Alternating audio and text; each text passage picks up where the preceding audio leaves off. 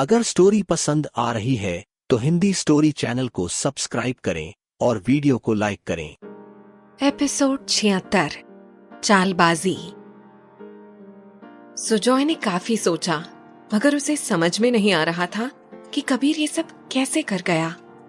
कुछ देर सोचने के बाद उसने खुद से कहा, हो ना हो ये पट्टियां लैला ने खुद ही कबीर को पढ़ाई हो, ताकि उसके ऊपर कोई ब्लेम ना कर सके और वो खुद विक्टिम कार्ड खेल पाए।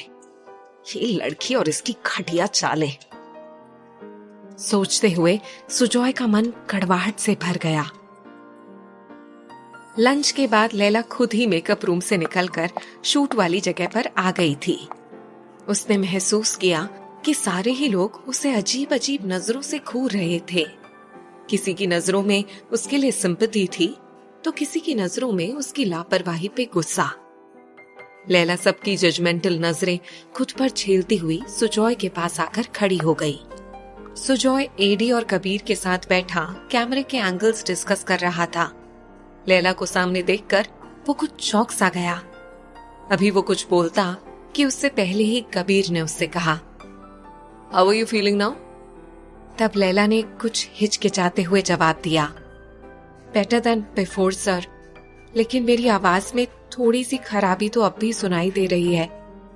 सुजॉय ने उसकी आवाज सुनकर ये तो महसूस किया कि 2 घंटे पहले से अभी उसकी आवाज काफी बेहतर है, मगर अभी भी उसकी आवाज डायलॉग के लिए परफेक्ट नहीं हुई थी। उसने कबीर की तरफ देखते हुए कहा, सर, इवन इस आवाज के साथ भी शूट नहीं कर सकते। तब कबीर ने कुछ पलों तक सोचने के बाद अचानक से एकदम कॉन्फिडेंट लहजे में कहा, लैला के शॉट्स तो आज जरूर शूट करेंगे। हाँ, बस डायलॉग वाला सीन छोड़कर क्यों ना आज हम कोई गाना ही कर ले। लैला का काम रुकने से ये तो बेहतर ही होगा।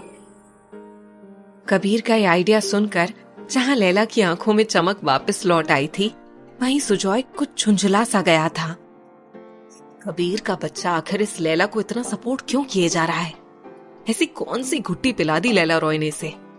ये मूडियल इंसान जो किसी को खातिर में नहीं लाता था, वो आज इस मामूली सी आइटम गर्ल के लिए इतने सोल्यूशन पर सोल्यूशन देता जा रहा है। तब तक एडी ने कहा, it's a great idea sir, हम ऐसा कर सकते हैं।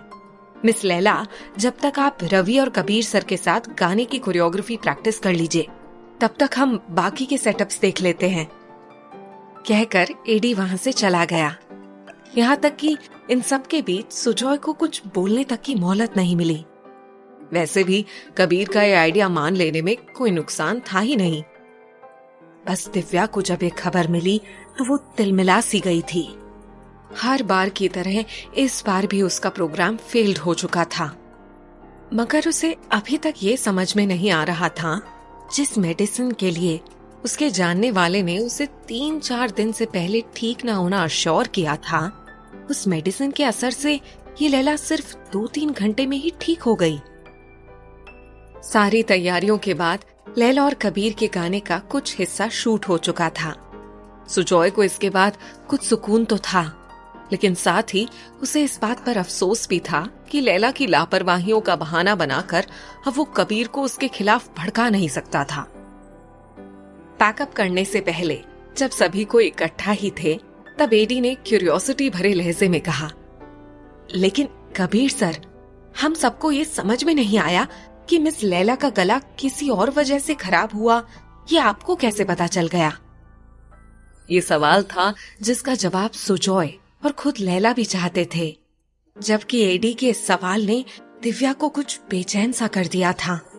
उसे ये डर सताने लगा कि कहीं कबीर को सब कुछ पता तो नहीं चल गया। तभी एडी का सवाल सुनकर कबीर ने मुस्कुराते हुए बताया, हालांकि मैंने ये सोचा था कि इन बातों का जिक्र किसी के सामने नहीं करूंगा, लेकिन जैसे हालात बन गए थे उस हिसाब से मुझे लगता है कि बाकी लोगों की जानकारी के लिए ये बात जानना जरूरी है। कहकर उसने एक एक करके सबके चेहरों की तरफ देखा। सारे लोग टकटकी लगाए उसी की तरफ देख रहे थे। तब कबीर ने आगे कहा, जब मैंने मिस लैला के ऐसे अचानक से इतने बुरे तरीके से खराब हो चुके गले के बारे में सोचा तो मुझे ख्याल आया कि चाहे हम कितनी भी ठंडी चीजें खाएं, उसका असर ऐसे अचानक से तो कभी नहीं होता। फिर मुझे लगा कि मुझे देखना चाहिए, इसलिए मैं स्पॉट बॉय को लिए फूड स्टोर रूम में चला गया। वहां काफी देर तक देखने के बाद मुझे ये मिला। कहकर उसने वो मेडिसिन की लीफ का टुकड़ा अपने पॉकेट से निकाला और फिर सबके सामने दिखाते हुए आगे कहने लगा, इस दवाई के पत्ते पर बस लास्ट के कुछ लेटर्स ही दिख रहे थे। उन्हें मैंने अपने डॉक्टर फ्रेंड्स के साथ फोन पर शेयर किया और तब उन्होंने ही मुझे बताया कि एक ऐसी मेडिसिन है जिससे आवाज पर इतना बुरा असर पड़ सकता है। फिर उन्होंने ही इस मेडिसिन के काट के लिए मुझे एंटीडोट का नाम बताया, जिसे मैंने अश्विन से कहकर मंगवाया और मिस लैला को खाने के लिए दे दिया। पूरी बात सुनकर लैला का दिमाग तेजी से काम करने लगा था। आखिर उसके साथ ये कौन कर सकता है? सोचते हुए अचानक से उसकी नजर दिव्या के चेहरे पर पड़ी। हालांकि दिव्या खुद को नॉर्मल दिखाने की खूब कोशिश कर रही थी, मगर उसके एक्सप्रेशंस नॉर्मल नहीं लग रहे थे। लैला को एक झटके में ही सब समझ में आ चुका था कि ये सब हो ना हो दिव्या की ही करतूत थी, जबकि उधर दिव्या का दिल इस बात के लिए डर रहा था कि कहीं कबीर या खुद लैला यहाँ पर उसका नाम न ले लें। तभी कबीर ने आगे कहा, तो बिना इस बात के डिस्कशन के कि ये किसकी हरकत हो सकती है, हमें खुद में खूब सचेत रहने की जरूरत है, ताकि हमें दूसरों की वजह से सफर न करना पड़े। तब सुजॉय ने कुछ सोचते हुए कहा, thank you so much Kabir sir, बात के इतने तह तक जाने के लिए, वरना हमने तो उस डायरेक्शन में सोचा ही नहीं था। कबीर की बात सुनकर दिव्या ने मन ही मन चैन की सांस ली कि उसे ये पता नहीं चला कि ये सब किसने किया था। हालांकि लैला की नजरें उसे अब भी चुभ रही थीं। उसके देखने के अंदाज से साफ पता चल रहा था कि उसने पहचान लिया है कि यह हरकत उसी की थी। उधर नरेन के सेट पर आज एक बार फिर से सब हाई अलर्ट की हालत में थे। वजह और कोई नहीं बल्कि फिल्म की प्रोड्यूसर माया कपूर ही थी। उसके आज सेट विजिट करने के शेड्यूल की वजह से स्टाफ में खलबली सी थी। रिहर्सल रूम में बैठे हुए नरेन, अरुण और आंचल भी उन सब की हड़बड़ी महसूस कर रहे थे। नरेन और अरुण तो माया का वो रूप देख चुके थे, इसलिए उन्हें भी थोड़ी घबराहट सी हो रही थी कि ना जाने आज माया कपूर किस बात का इशू बना बैठे। जबकि आंचल कुछ बिंदास सी उन्हें देख देख कर हंसी जा रही थी। उसने हंसते हुए कहा, देखो इन्हें, ऐसा लग रहा है जैसे माया कपूर नहीं कोई हिटलर कपूर इन्हें विजिट करने आ रहा हो। ऐसा भी क्या डरना यार, इंसान ही है ना वो, कोई भूत तो नहीं जो आते ही सबका खून पी जाएगी। तब अरुण ने मुस्कुराते हुए कहा, तुम मिली नहीं है ना अब तक उनसे, इसलिए ऐसी बातें कर रही है। एक बार मिलकर उनका गुस्सा देख लिया ना तो फिर कुछ कहने लायक नहीं बचेगी। आंचल ने इस बार भी हंसी उड़ाते हुए कहा, अरे जाओ जाओ, बहुत देखे मैंने ऐसे हिटलर कपूर्स को, मैं नहीं डरती किसी से। अभी वो लोग बातें कर ही रहे थे कि तभी सेट पर माया मैम आ गई, माया मैम आ गई का एक शोर सा उठ गया। कुछ ही देर में शूट के लिए जब वो तीनों बाहर लौटे तो देखा कि माया डायरेक्टर और एडी को पूरी तरह से डांट रही है। तुम इस शॉट को ओके कैसे कर सकते हो? इस लड़की के एक्सप्रेशंस देखो, ऐसा लग रहा है जैसे घबराई और डरी हुई नहीं बल्कि किसी से लड़ाई करने को तैयार बैठी है। तुमसे पहले वाले एडी को भी इसीलिए डिसमिस किया था कि वो भी औने पौने शॉट्स ओके कर देता था, और अब तुम लोग भी ऐसे ही करने लगे हो। वो और किसी की नहीं बल्कि आंचल के शॉट के बारे में ही कह रही थी। नरेन और अरुण ने जब ये देखा तो दोनों मुस्कुराते हुए चुपके से आंचल की तरफ देखने लगे। तभी माया की नजर भी उन तीनों पर पड़ गई। माया ने आंचल को एक सख्त नजर से देखा और बोली, आंचल, तुमने तो एक्टिंग का कोर्स किया हुआ है ना, वो भी एक रेप्यूटेड कॉलेज से, तो फिर तुम्हें इतने बेसिक एक्सप्रेशंस करना क्यों नहीं आया? आंचल उसके डांट भरे लहजे से कुछ घबराती हुई बोली, मैम किसी ने कुछ नहीं कहा तो मुझे लगा कि मैंने ठीक ही किया होगा। तब माया ने उसके सामने उस शूट की फुटेज चलाई और कहा, देखो आंचल, मुझे अपने सेट पर ईमानदार लोग पसंद हैं, जो अपने काम को पूरी ईमानदारी से अपना कर्म समझकर करें, ना कि बोझ समझकर।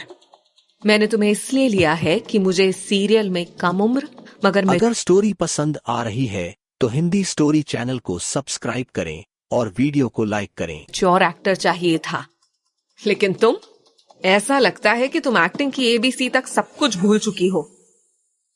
माया बुरी तरह से आंचल को डांट रही थी और कुछ देर पहले आंचल का वो शेरनी वाला रूप कहीं गायब ही हो गया था।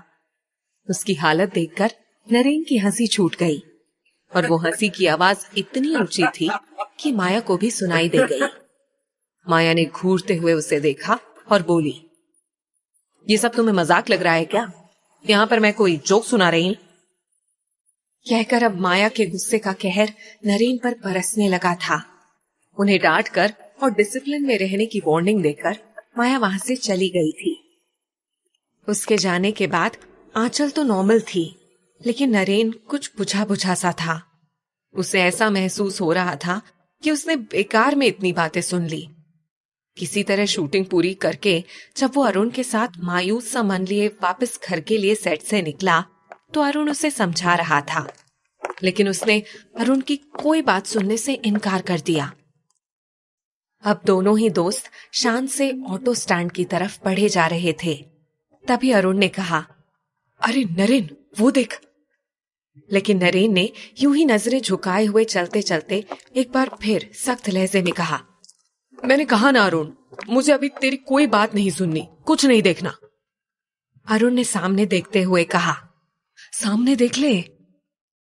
नरेन सामने देखने की बजाय उसे घूरता हुआ बोला, भाई तेरी समझ में नहीं आ रही क्या बात? अभी नरेन और कुछ बोलता कि तभी अरुण ने अफसोस भरे लहजे में कहा, ओ नो, चली गई। नरेन इस बार काफी गुस्सा होते हुए बोला, यार उस आंचल के चक्कर में फिजूल में डांट पड़ गई मुझे, और तू दुखी होने की बजाय मुझे लड़कियां ताड़ने पर मजबूर कर रहा है। तब अरुण ने भी झल्लाते हुए कहा, हो भी गया अब, उस बात को लेकर क्या टेंशन लेना कि उस हिटलर कपूर ने तुझे फिजूल में डांटा। वैसे इस बात के लिए तू टेंशन जरूर ले सकता है कि तूने अभी अभी लैला रॉय से मुलाकात मिस कर दी। ये सुनते ही नरेन ने चौंकते हुए पूछा, क्या मतलब? तब अरुण ने सामने से क्रॉस करती ऑटो की तरफ इशारा करते हुए कहा, वो देख, तेरी लैला रॉय उस ऑटो में बैठकर जा रही है।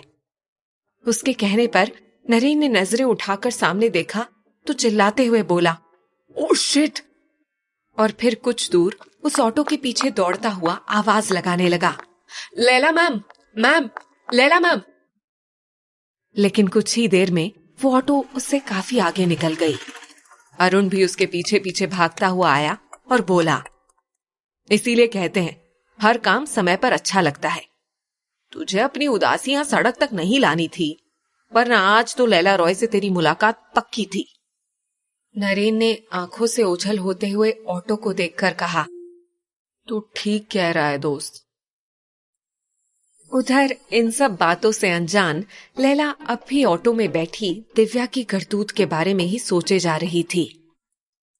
ये ऐसी बात है कि मैं किसी से कह भी नहीं सकती, लेकिन मुझे इस दिव्या का कोई ना कोई इलाज तो जरूर करना पड़ेगा, वरना आज तो कबीर सर ने मुझे उस खड़ूस सुजॉय साहब के कहर से बचा लिया। अब हर बार तो वो मेरी मदद को नहीं आएंगे ना। ऐसे में अब मुझे बेचारी बनकर रहने से परहेज करना होगा। कोई तो उपाय सोचना पड़ेगा। इसी उधेड़ बुन में खोई हुई लैला घर पहुंच चुकी थी। अंदर आते हुए उसे ये देखकर हैरानी हुई कि अम्मा ढाबे पर मौजूद नहीं थी। फिर उसे लगा कि शायद अंदर कमरे में कहीं होगी, लेकिन अंदर कमरे में जाते ही वो शॉक्ड रह गई। उसका सारा सामान इकट्ठा करके पैक किया हुआ था और अम्मा कहीं नजर नहीं आ रही थी। लैला वहीं की वहीं खड़ी होकर सोच में पड़ गई कि अम्मा ने उसका सामान क्यों पैक कर रखा है और वो खुद कहाँ गायब है। हिंदी स्टोरी चैनल को सब्सक्राइब करें।